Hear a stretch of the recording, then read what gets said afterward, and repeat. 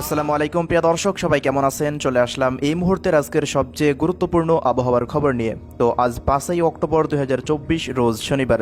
তো আগামী 24 ঘন্টা থেকে 48 ঘন্টার মধ্যে ঢাকা বিভাগ থেকে শুরু করে খুলনা, বরিশাল, চট্টগ্রাম, সিলেট, ময়মনসিংহ, রংপুর ও রাজশাহী বিভাগের বিভিন্ন অঞ্চলে ভারী থেকে অতি ভারী বৃষ্টিপাতের সতর্কতা উঠে আসছে এই মুহূর্তে।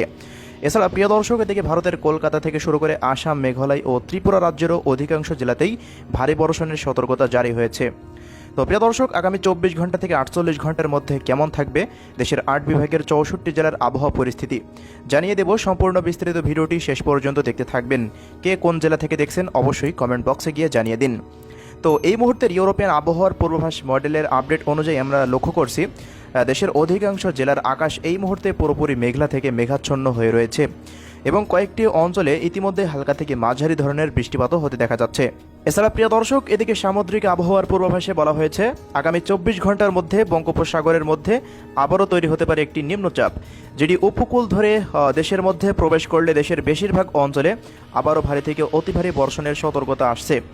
তো কোন কোন অঞ্চলগুলোতে বৃষ্টিপাত হবে আমরা জানাবো। তো এই মুহূর্তের পূর্বাভাস অনুযায়ী দেখুন, রংপুর বিভাগের অধিকাংশ জেলার আকাশ এই মুহূর্তে সম্পূর্ণ মেঘলা রয়েছে। দেখুন প্রায় 100% এখানে মেঘলা দেখাচ্ছে।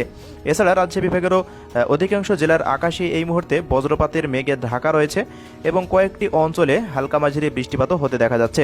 এছাড়া প্রিয় দর্শক, এই মুহূর্তে দেখুন খুলনা অঞ্চলের ওপর দিয়ে তীব্র বজ্রবাহী মেঘের আনাগোনা চলছে। এদিকে সাতক্ষীরা এবং শ্রীকান্তপুর, খুলনা, অভয়নগর, যশোর, নড়াইল, মাগুরা এই সমস্ত অঞ্চলগুলোর ওপর থেকে শুরু করে দিকে বালিয়াকান্দি, ফরিদপুর, শিবালয়া, ঢাকা, দামড়াই, নগরপুর, কাপাসিয়া, কটিয়াদি, কিশোরগঞ্জ, ইতনা, এরপর কেন্দুয়া, ফাঁকেরবাগ থেকে শুরু করে নেত্রকোনা, বিশ্বম্ভরপুর, সাতকবাজার, সিলেট, এদিকে জগন্নাথপুর, বালাগঞ্জ, মৌলভীবাজার, হাবিবগঞ্জ, নাসিরনগর, ব্রাহ্মণবাড়িয়া, হোমনা, এরপর ব্রাহ্মণপাড়া, কুমিল্লা এই সমস্ত অঞ্চলগুলোর ওপর দিয়ে শক্তিশালী একটি বজ্রবাহী মেঘের আনাগোনা চলছে।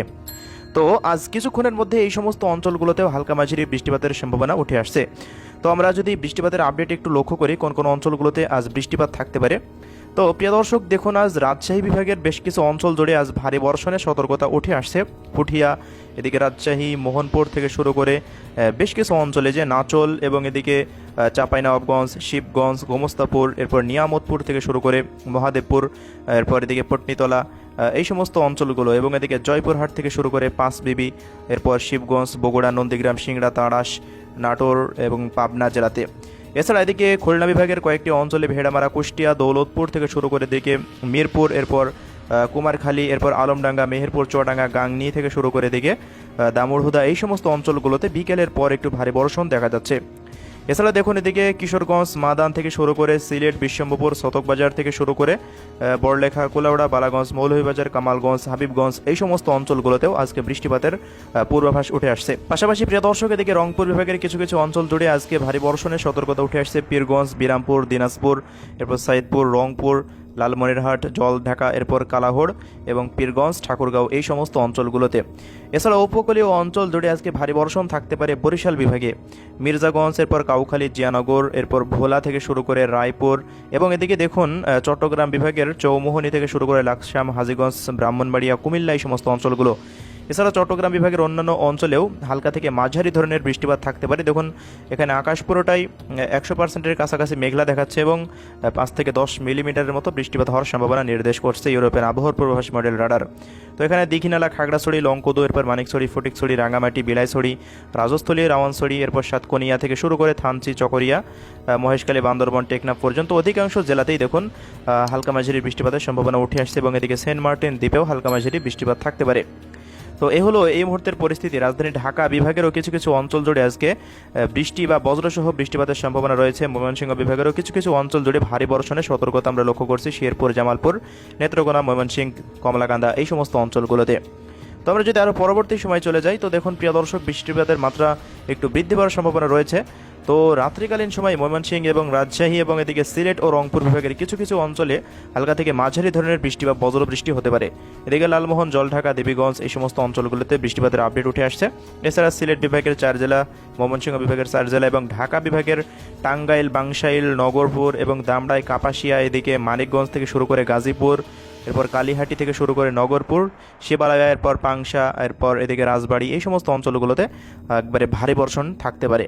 তো এই হলো এই মুহূর্তের পরিস্থিতি। রাত্রিকালীন সময় দেখুন রাত 12টার পরেও একটু বৃষ্টিপাতের মাত্রা আস্তে আস্তে বৃদ্ধি পেতে পারে এবং রাত 12টার পর থেকে দেখুন ভোর 4টার পর থেকে 6 অক্টোবর রবিবারের দিন দেখুন ভোরবেলার পর থেকেই কিন্তু বৃষ্টিপাতের মাত্রা একটু আমরা লক্ষ্য করছি, একটু ভারী বর্ষণ থাকতে পারে সিলেট, ময়মনসিংহ এবং এদিকে কুষ্টিয়া, মেহেরপুর, চুয়াডাঙ্গা, ঝিনাইদহ, মাগুরা, হরিণাকুণ্ডু এই সমস্ত অঞ্চলগুলো এবং এদিকে চুয়াডাঙ্গা, যশোর এবং ঢাকা বিভাগের দেখুন ফরিদপুর, শিবচর, মকসেদপুর, গোপীনাথপুর, টঙ্গিপাড়া, মাদারীপুর এই সমস্ত অঞ্চলগুলোতে ভারী বর্ষণের সতর্কতা দেখা যাচ্ছে।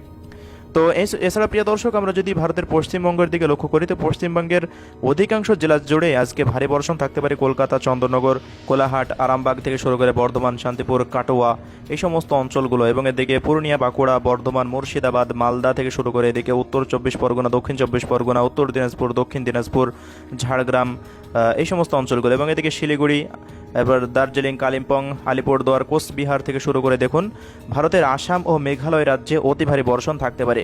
তো অতি ভারী বর্ষণের প্রভাবে কিন্তু একটু বন্যা পরিস্থিতির সৃষ্টি হওয়ার আশঙ্কা করেছে বন্যা পূর্বাভাস ও সতর্কীকরণ কেন্দ্র।